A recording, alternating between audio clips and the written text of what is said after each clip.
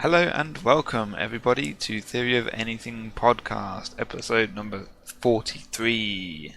43. Yay. Whoa! Here I am Devon, I am your host today, and I'm also here with my two other co-hosts. Hello. We have entrepreneur, artist, creator, sensation, dad. Oh, me. Yeah. I thought you were talking about Deb Ford, yeah. And we also have Ford. What sort of artist do you think I am then? You're creating this art, aren't you? Creating what art? This podcast. Me? Yeah. I'm not very creative. You two. Yeah. I'm not creative either. It's all on Ford. I've seen your Marvin, Pete, and it's great. Oh gosh, I was at school when I did that. Yeah. Throwback to last episode. I've still got it. How are you both doing anyway? Yeah, doing alright, apart from the time of day again. Whose fault's that? It's been 6:30 in the morning. Yeah. No, it's tradition now. Committed to the job, aren't we? Yeah. Yeah. Or should be committed, yeah. I haven't even had my breakfast yet. Never mind, eh? Cool. Ford, you right? Yeah, I'm pretty good, yeah. Pretty chirpy for this time in the morning anyway, yeah. Nice. Yeah. Have we got anything anyone wants to say from... He's had his hair cut, apparently, yeah. Oh, yes, late night haircut, yeah. A late night haircut.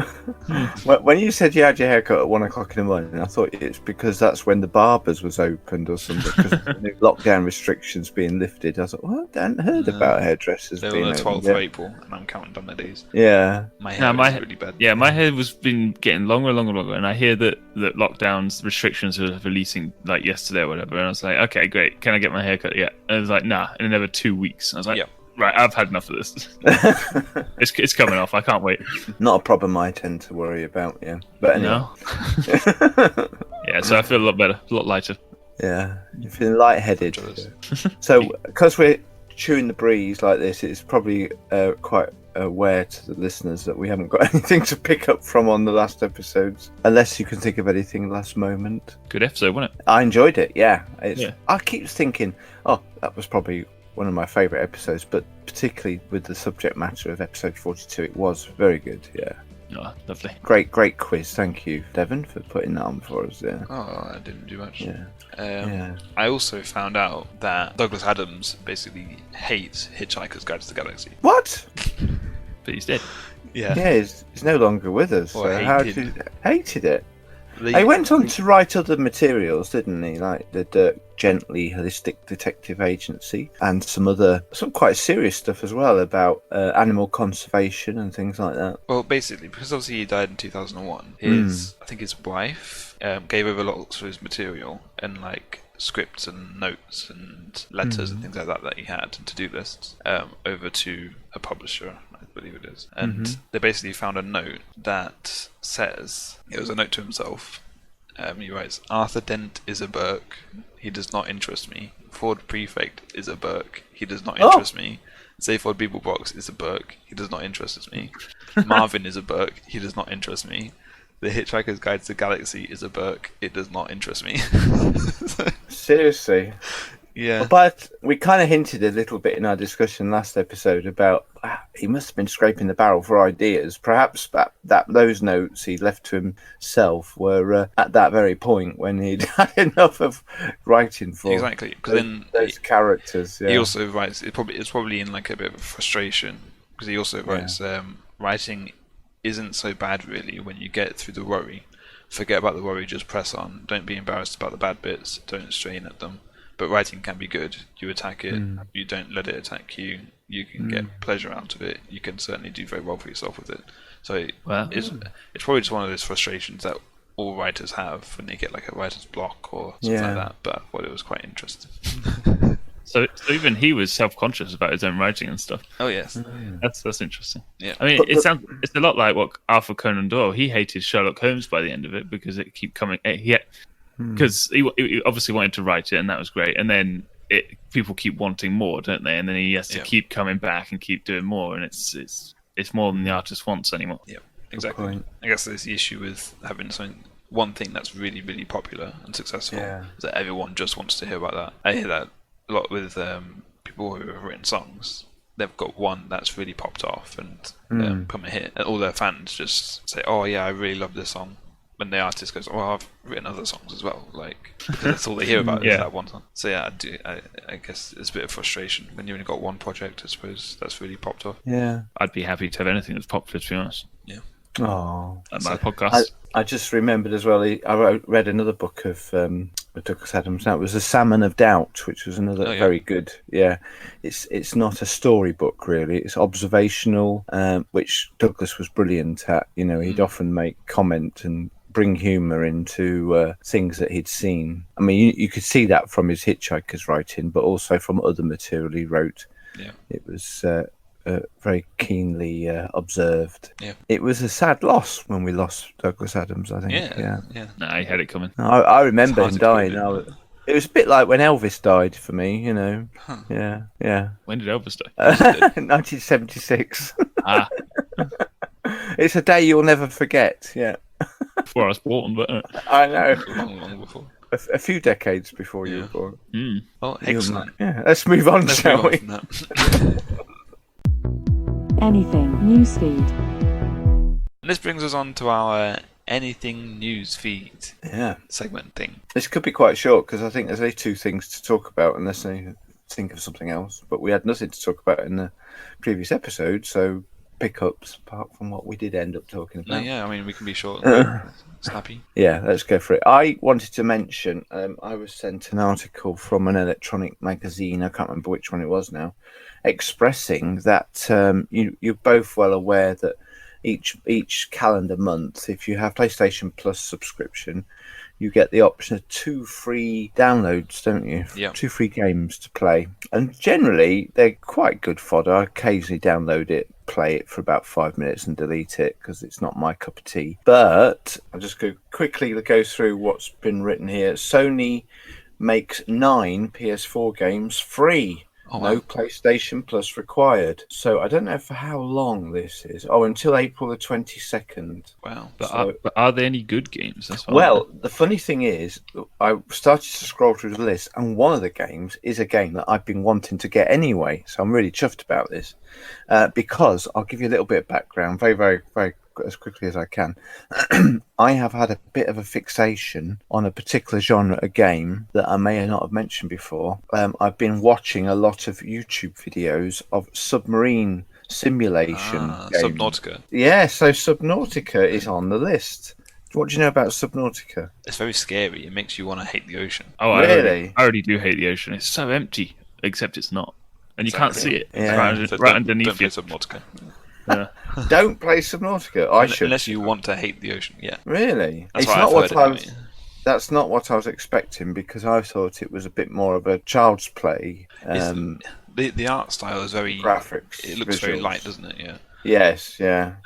But yeah, and I think apparently it's a really, really good game. Right. But it's just a bit scary. Oh, definitely as well. download it then. Okay, that's all right. So go for it. I just have this exciting feel. It's a bit like outer space games. Yes. I like being underwater gives me that feeling of exploration and adventure and Yeah. so I'm was trying to play a game. It's like a more of a rather than a game, a simulation, which I've been watching a lot of. I don't know. Are we wise to recommend other YouTubers on our channel? Is that okay? Yeah, that's fine. I'm sure our 5 listeners can cope with 2 YouTube channels. A channel by a YouTuber, very, very good YouTuber, who I've been following now, called Wolfpack345, and he does a series of real proper simulation type games. You know, really, where you have to be aware, quite complex gameplay, where you're piloting a World War II U-boat and. Oh, wow. The only thing I don't like about it is you are playing the part of a U-boat, a German boat. Yeah. You know, I'd rather be playing as the Brits or the Americans. But I've been absolutely consumed by watching this guy's content on YouTube, and then I thought, well, I'd love to get an iPad version of that, but there isn't one. The closest I could find on the iPad. Sorry, I don't even know if it's on the iPad actually, but Subnautica is on the PlayStation. So I thought, oh, I'll download that. And then all of a sudden, this story came up about all these free games, which is the reason I'm mentioning all this. So are they free until a certain time, or you have a certain time to claim it? free to download, I think, and then you have to pay for it if you want to play it again after that date. I believe so. Yeah. So I'll quickly read through the list because I spent a lot of time on that Subnautica. But that was exciting for me. That's the one I was really looking at. I was going to pay for it if I had to, depending if it was going to be a reasonable price, Astrobot Rescue Mission, which I've already got, which is a great VR game. The Witness, I don't know much about that. Abzu, don't know much about that. Enter the Gungeon. That doesn't look very good. Yeah. Res Infinite. Oh, I did pay for that already. What a game that is. I think you've both had a go on that on VR, haven't you? Oh, yes. When you last visited. Yes, yeah. Yeah, because we remember that from PS2 days, don't we? Fabulous shooter game that is. Sci-fi shooter. So, yeah, and another game, called Moss, which is a little mouse running around. I've heard good things about that. Thumper, know nothing about that. And Paper Beast, that looks quite impressive as well. I think that's it, but what a great deal. There's some quite good titles there, I thought. Yeah, it's pretty good. Anyway, that was my thing to mention under anything newsfeed. So get onto there, and I'll hopefully be doing that later today or tomorrow. I haven't got PlayStation. Oh no, you can't. But I'm talking to the world here. It's not all about you, you know. Oh, that's cheap. Yeah. Anybody else who's got a PlayStation, I recommend it. And you've got a bit of hard drive space still, because that's one of the big problems of owning a PlayStation is managing your hard drive space. Yeah, when you get lots of free games, it's a job to know which ones to keep, which ones to dump. Excellent. Who's next? Forward next. The thing about the sea is it's like being in space, but there's like monsters everywhere, and you can't see them coming. Exactly. We're still talking about that, aren't we? Yeah. Scary. Yeah. Yeah. No. What game are you equating this to? Subnautica or something else? Just to see. Don't go in the sea. Don't go in the sea. There's always a bigger fish. Is that what you're thinking? The thing is, in the sea, there is monsters around, but they're very rare in real life. Like the sea's very big, but in Subnautica, you're gonna get eaten. That's the issue. You've crashed, haven't you, into the ocean? And I don't understand it more than that. Yeah. Do you remember Jak and Daxter? Yeah, you go swimming. The game wouldn't let you go into the ocean essentially. So you go, and then you can start hearing a heartbeat, and then it gets faster and faster, and then you get eaten. Yeah. It was a good way of managing the size of the map, wasn't it? Yeah. Yeah, if you want to petrify people about the sea, just don't go in the sea then. Yeah. Some of your gaming experience has really defined you, hasn't it, Ford? Yeah. Oh yeah. We used to play that as a. What? How old would you have been? Oh, young teen for sure. Oh, I thought you were younger than that. Yeah, pre-teen maybe. Yeah, it's stayed with you. Yeah, scary stuff. Anyway, no, I wanted to talk about. There's a new film come out called Godzilla vs Kong, which you probably know a bit about. Yeah, it's got all right reviews, which I'm surprised by. It came out just the other day, which is why I'm talking about it. But I have to wonder why they don't. There's lots of different versions of Godzilla, right? And why don't they use them? I mean, they've got Mecha Godzilla, where he's basically a robot. They've got Space Godzilla. Like, why are we always getting? Because they're dumb, boring. Japanese Godzilla. Yeah, is that the one we always get? They're always Japanese, to be fair. But yeah, but we've always got normal squishy Godzilla. You know, but there's nothing going on. The Space Godzilla comes from Japan. Space Japan. Yep. The Japan in space. Yeah. Yeah. Oh. I don't know. Yeah. Whatever. Oh, Japan. Right. How do you guys feel about big monster films? Like, I like them sometimes. Yeah, okay. I like a good trouncing building type fight. You know, can be quite good fun. Yeah, some of them are a bit dumb, but yeah, Kong's quite good. Yeah, the thing is, you come to these films because you want to see the monsters or whatever, but you spend most of the time watching a human character. Yeah, that's my problem. Humans are cheaper to generate, I suppose. Yeah, and they have dialogue. Yeah. If they could find a way of giving the monsters some sort of dialogue, you'd be all right. Yeah, we need to see humans in monster suits, but very close to camera. Yeah. They might get. Do you think they get away with that? With a small cardboard city around them. Yeah, I like it. Sounds perfect. It didn't really work. Yeah. Anyway, no, it's got good reviews, so I'm assuming it's pretty good. Yeah. I kept seeing pictures of that, but I just thought it was Rampage. Oh, Rampage, yeah. Again, another film where you're interested in the monsters, but you have to watch The Rock most of the time. I haven't seen it. And The Rock's really good, so what, Dwayne Johnson? Oh, yeah, that's him. I can't complain. a lot of monster movies tend to kind of they use the approach of keeping the monster out of sight for as long as possible, don't they? I mean, what was that one? Dumb Monsters. Oh yeah, monsters. Yeah, there's no monsters in No Monsters. Actually, I think you see him for like At the very end, half yeah. a minute, yeah. And At the petrol station, Yeah, I think that's it. the monster appears. But even then, you only see glimpses, don't you? You don't really see. Yeah. Or you just get to see a bit more then. Yeah. Up until then, you only see glimpses. What was the one we went to cinema to see when we were on a day trip to Southend? Oh, Cloverfield. yeah. Yeah, you hardly. I thought we saw Juno. Oh yeah. Oh, we wanted to see Cloverfield, but they wouldn't let us. Is that right? Yeah, so that's what we saw. right, So we watched Juno instead, which is about teenage pregnancy, which is probably less appropriate. That's a real monster, isn't it? Yeah, Let's be real.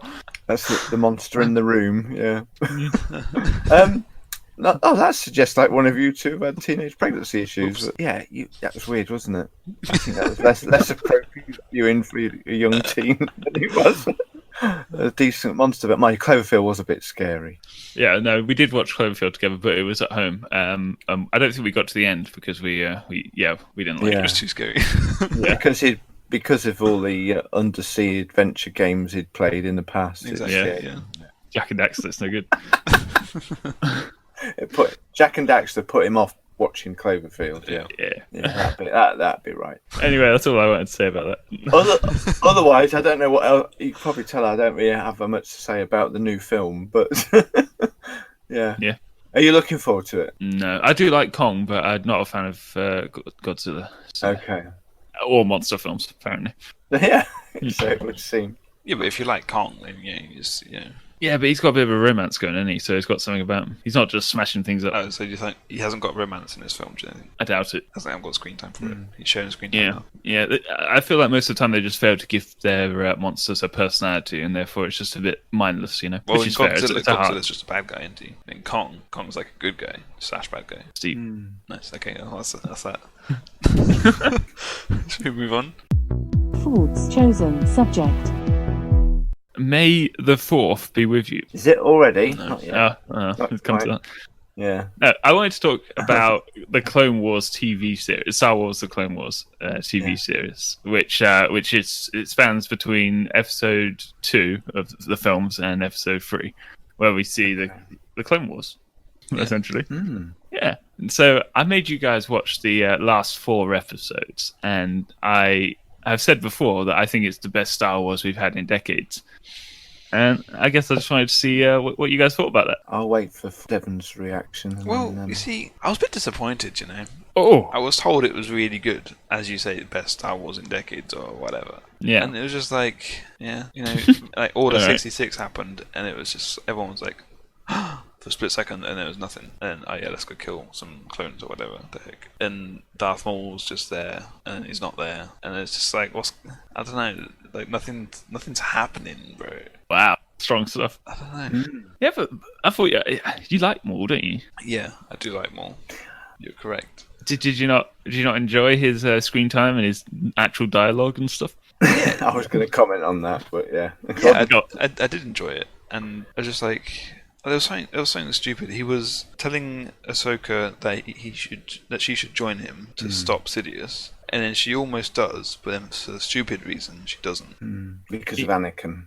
Yes. I can't remember. Yeah, because she says, tell me one thing. What's Anakin got to do with it? And he's like, Anakin's the weak link. I just need to take him out, and the Emperor's done or whatever. Yeah, then why would you be like, no, then I'm not going to help you. Like, what's that got to do with it? I don't understand. Maybe it was a shock. It woke her up, do you think? Oh no, what am I even thinking then?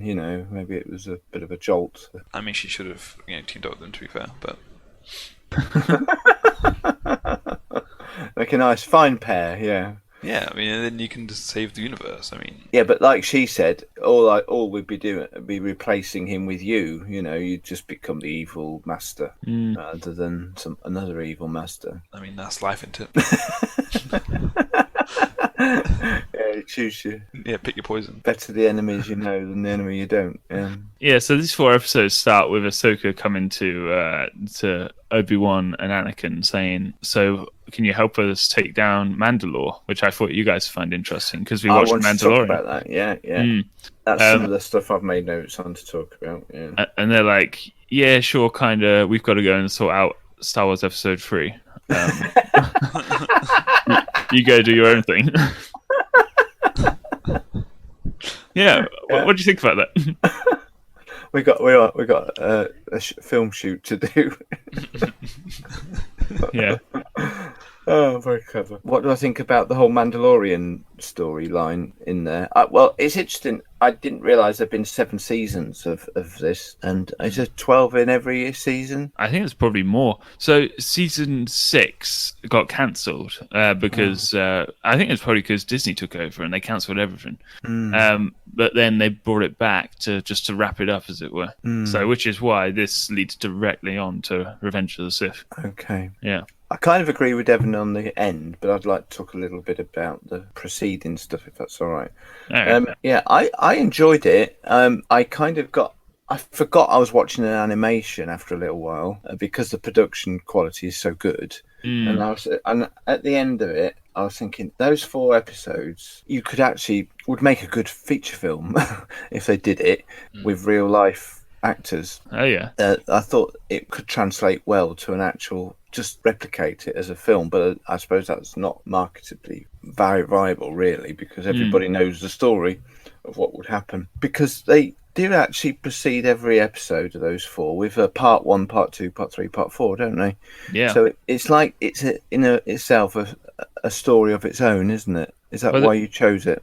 Yeah, kind of. The reason I didn't say let's watch the entire last season is because the first part of the last season is pretty bad, apparently. Oh, right. And it seems like they knew that as well, because they've said these last 4 episodes are part 1, part 2, part 3, part 4, which is quite odd, because they've deliberately segregated it. Okay. Yeah, the style's very different as well and stuff. It's just weird. But I think Really? it's its own little thing because it follows on from each other really well, doesn't it? From part 1, part 2, part 3. I forget what's in what part because it's all one story. Yeah. As I think I don't know, I haven't watched too much of Clone Wars, but I think in other episodes they're standalone stories, aren't they? Yeah. Yeah, very episodic.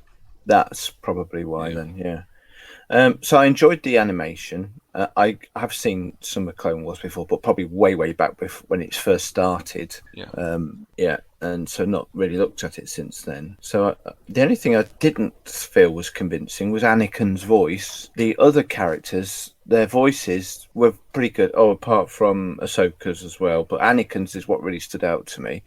Ahsoka's voice from The Mandalorian, when we meet her again in Mandalorian, don't we? As a live actor. And it just felt like they didn't capture Anakin's real kind of, I don't know, his bombasticness was there, wasn't it? Because he appears at the beginning of this episode we just watched to not be at all concerned about everybody shooting at him while Obi-Wan's hiding behind a barrier.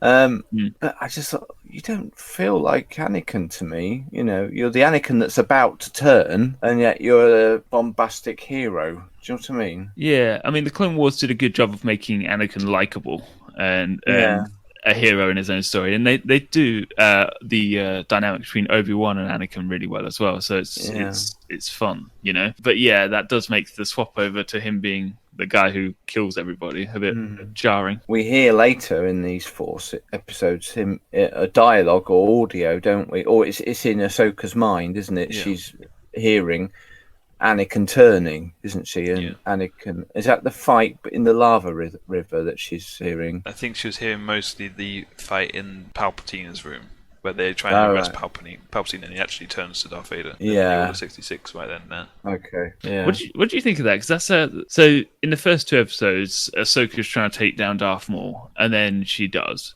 and then on their way back to Coruscant, they're in the ship, and it's very eerie music, and then she has those visions, and it's all very something's about to go down, and you know what it is. What do you think? Yeah. What do you think? I think there was some controversy about why she could know that something was going down, and all the other Jedi couldn't. I see. I think I remember hearing some controversy about that. But I heard it being explained is that because she was so close to Anakin that she could sense it, whereas no one else really had that connection with Anakin properly. Right. Okay. Yeah. I don't know. Not even But Obi-Wan. Well, that's the thing. Did Anakin want to get that close to Obi-Wan, or did he? I don't know. But that's what I was told. She was also very close to that lead clone captain. What's his name? Rex. Rex, wasn't she? They just had a conversation about how good their friendship was, and then suddenly he turns around and tries to kill her. Yeah. Yeah. And so they were literally physically close as well, weren't they? Maybe that has something to do with how sensitive she was to picking up on those galactic vibes that were being sent across the distance of space. Did it answer any questions to you, for you, like as to why maybe Ahsoka survived Order 66 so that she's in the Mandalorian, or why the Mandalorians are so rare? Because the Mandalorian. I was confused by and that's referred to in the Mandalorian series, isn't it? Why there's so few of them left, I think, and this is the reason, is it? These battles. I was confused. I wrote this down. Oh, yeah. Struggling to understand the difference between the bounty hunter sides fighting against each other, because there's a lot of people with jetpacks shooting each other. Yeah.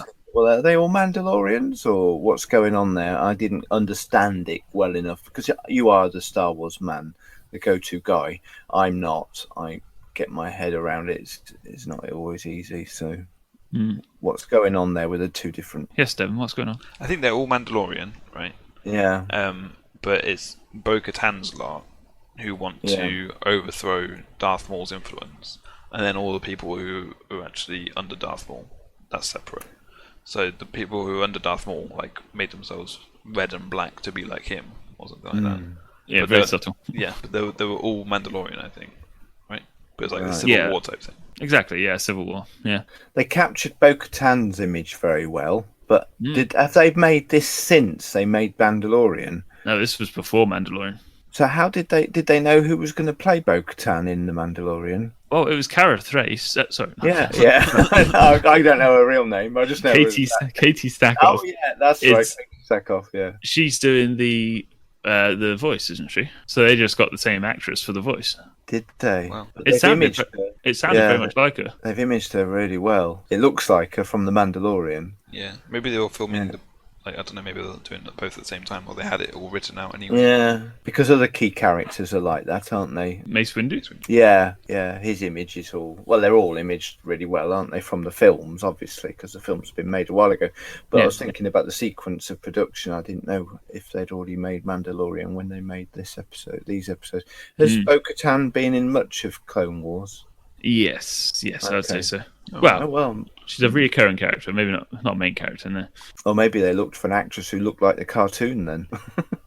Yeah, but again, if she's been voicing it the entire time, they just just got her in, I guess. Yeah, true. It was good to see Darth Maul again. He's one of my favourite bad guys, but it was weird that he just wouldn't shut up. He was all the time talking, and that's not the Darth Maul that we know from the film. One film he was in, he didn't speak a word, did he? One word, actually, I think. It Did was he? one sentence, yeah. Did he? At last we'll have on a the- revenge, or something like that. Yeah, and on this, he just won't shut up. No, he's a bit nuts, isn't he? Yeah, it's a bit weird. I love it. Where do you suddenly get your mojo from? But we don't. Does it address how he survived? He was chopped in half, wasn't he, in the film? Yeah, It does. I mean, we're 7 seasons in. He comes back pretty early in the series. So, right, okay. yeah, that's all old news by now. Okay, he's got like a belt on that's got like lights on it, so I'm presuming that's holding himself together, is it? Yeah, his legs are robot. He's got robot Okay. legs. He's a bit of a cyborg. Yeah, Yeah. all the bad guys end up like that, don't they? Yeah. Don't be a bad guy, kids. I'm not sure I like how it explains how the clone troopers turn. I did wonder about that. Yeah. I've always thought about that. But I always assumed that they were just had that inner programming in themselves and their instinct to always follow orders. They get from the highest, the highest ranking. That they would do Order 66 without even any question because of their inability that they have to be compliant. Yeah, I wondered But they're about that because- Nah, we're going to put this microchip in their head instead. Because there is a fair bit. Well, there's other stories about how other clones have sort of stayed good, as it were. and Defied it, defied the system. But that kind of takes out the whole dynamic of trying to, I don't know, go against your internal programming, as it were. If it's a chip, that's kind of lame. That's what I thought. Yeah. But the chip wasn't immediately detectable, was it? It was only when she did that kind of mind meld thing, Star Trek reference, yeah. Yep. A mind meld. I didn't know they did that sort of thing in Star Wars. That she was able to detect, or the machine was able then to detect the chip. So it's like a hidden chip. Yeah, I'd prefer if it was psychological, though. Yeah. And they had to sort of fight their psyche rather than a chip, you know. Yeah. But still, yeah. I mean, that was I didn't know that was a thing until this episode. So yeah. Have they had moral conflicts defying orders before in that series, or have they always followed orders completely? Because I haven't watched the rest of the Clone Wars. I just assumed that they were all like that. I guess they're pretty. They follow orders. Yeah. Yeah. Yeah. I don't see the need for a chip then, to be honest. But cause it's supposed to be like the perfect soldier, aren't they? So. But making it a chip means it's something that can be broken, and that's how she gets him back. So they've got that whole story with Rex and that kind of thing. But, that's how she gets him back on side. Yeah, as a storytelling point of view, it makes sense. It gives you lots of material to work with, but it's just it goes against what I thought would be the case. Did you like how Ahsoka's like, "Oh, set your weapons to stun. We don't want to. We're not trying to kill anyone here." But then she launches a door at three guys, and she sets Darth Maul free to murder everybody. Yeah. Did you enjoy that? Some strange decision making going on. She did seem quite remorseful at the end when the ships crashed, because she puts all of their helmets on her. Yeah, she's graveyard, doesn't she? Yeah, and I was trying to work out what they were that she was putting them on, because they look like pieces of wood, but I'm not sure if they're pieces of broken ship. But I thought, where did she get all that wood from? And it makes spaceship wreckage. Yeah, I don't think they make spaceships out of wood, do they? Not anymore. Not anymore. They used to. They've moved on from that. Yeah. So there was some conflict going on there. Wasn't there? Some strange decisions that she made. Yeah. She's a great character. I do like her. Yeah. It did make me want to go back and revisit the Mandalorian episodes with her in. If I may go back to the animation style you said was pretty impressive. Apparently they did the fight scenes, at least a few of them, in rotary scope, I think they call it, where they film people actually doing fight choreography and then animate over it. At least in a few of the fight scenes, it was very realistic, which is abnormal for this sort of show. Yeah, because I remember seeing some fight scenes before on the Clone Wars, and it's very, very janky. Yes, like they kind of swing really fast forward and stay pause there for a bit and then swing back again really fast. But it wasn't like that in these episodes. I don't know if it's been like that otherwise as well, but it was quite good. Yeah, I think I was impressed. Yeah, for the Clone Wars, that was pretty revolutionary. In this episode, I mean. So I got two more questions to ask. How long between Order 66 and then Vader appearing, Darth Vader, how long would that have actually been? Because it was very, very quick in this, wasn't it? It felt like it was a bit too quick. Yeah, it's a bit nondescript, isn't it? I mean, when they crash onto the planet at the end, it's all dry desert. And then when Vader shows up, it's all snowy. So you can assume that some time has passed. I didn't spot that yet. Yeah, but it is a bit odd, isn't it? Darth Vader showing up at the end. Yeah. What's the purpose of that? What's it saying? What's it mean? You know what? I didn't really get the end. I assume you're supposed to kind of think, oh, that's Anakin we saw earlier, and we've seen him all this throughout the entire series, and he's now lost everything, you know. But I'd say that you kind of want to see a character moment rather than just seeing him. If you're trying to get that message across, you know. Well, see, I've seen a scene before. This is what maybe it was in Rebels or something. I've seen a scene where Ahsoka meets Darth Vader. Ah, yes, you're talking about Rebels. Yeah, they have a fight. Because I was expecting that, but it just didn't come. So, yeah. I'm sorry. Maybe next week we'll do a Rebels binge. So that was a little bit of a query I had. The time frames of things. The other question I had was, what happened to Darth Maul? He escapes in that spacecraft, doesn't he, from the larger ship? We don't see him again, but we also don't ever see him again in any of the films. Well, we see him in a Solo story. Do we? Solo Zaros. we? Yes. What, a solo film? Yeah. I haven't seen it. Only briefly, right at the end. Oh, have you not seen it? No. Spoilers. But hang on, Solo is set before all this. No, after. The Solo's when he's young. Yeah, but Yes. yeah, Okay. but he's young now. Yeah, okay. He's young during the 'Cause he gets first 3 old. Star Wars Yeah. films, is he? Yeah, of course. Yeah, so Solo's set in between 3 and 4. Is it? Yeah. Okay. So did we know then, before Clone Wars, that Maul had survived his attack from Obi-Wan? Okay, so no. So he came back in obviously these Clone Wars series, and then it ended on Series 6, and because Disney bought Lucasfilm, like I said earlier, and it left the story hanging. So they brought him back in Rebels, and you see a fight scene with him and old Obi-Wan, which is pretty epic. They're both old, and they finally hash it out, and it's great. Oh, right. So Maul long and happy life ahead of him, does he? Relatively, yeah. Okay.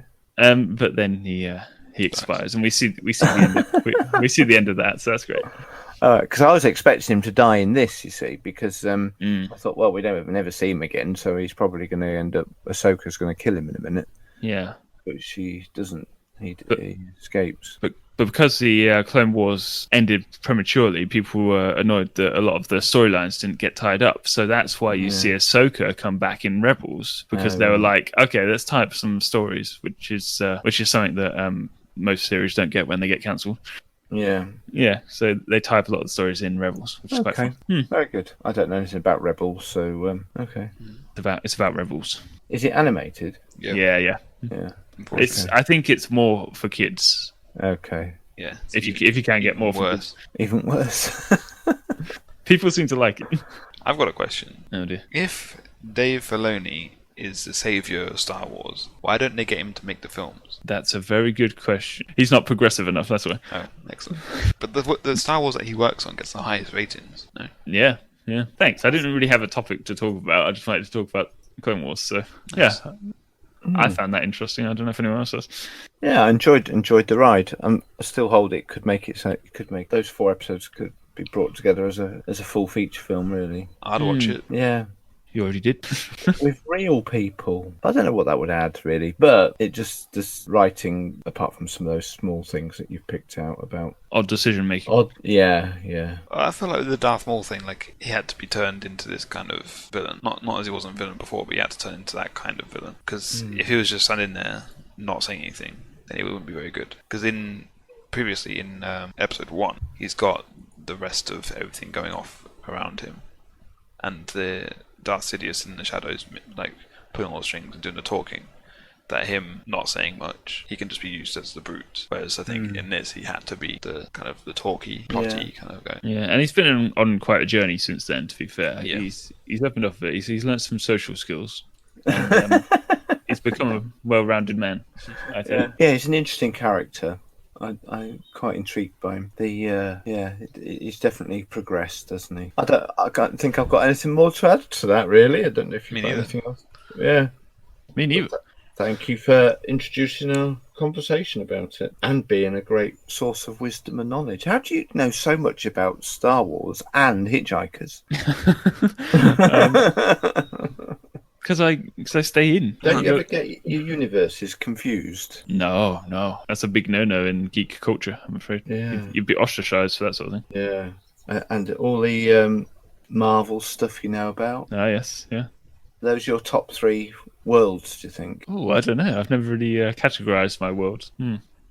I'll get back to you next episode. You do the same, all right? Well, I feel that if there's one failing of this podcast is we don't talk enough about Battlestar Galactica. So, but because there's so much of it, it's hard to know where to start, isn't it? It's difficult to pull out a piece of Battlestar Galactica, which I'd love to do, but we've never done it yet. Unless it's like one of the films or something. Yeah. I mentioned Katie Sackhoff. Does that not count? Well, yeah, that's true. Yeah. Yeah. No, all right. Yeah. Brilliant. Cool. That's for another day. Yeah. I think that's got us set then. That was actually quite interesting. Thank you, Ford. You're welcome. Say goodbye. And I think that is wrapping it up for us for this episode. Unless anyone else got anything to say, I think we'll call it quits and get out of here. So you will notice as well that we're posting a additional episode of its own proportion called either TOA Reviews or We Review. Right. Yes. But you will see something that says review, and that is its own thing. So if you want to take part or listen or watch or whatever in that, then feel free, but that's separate now. So I thought it might be a bit easier for people to choose what they'll listen to. And so Do you think we should alternate on those titles? Look at even more complicated. Yeah.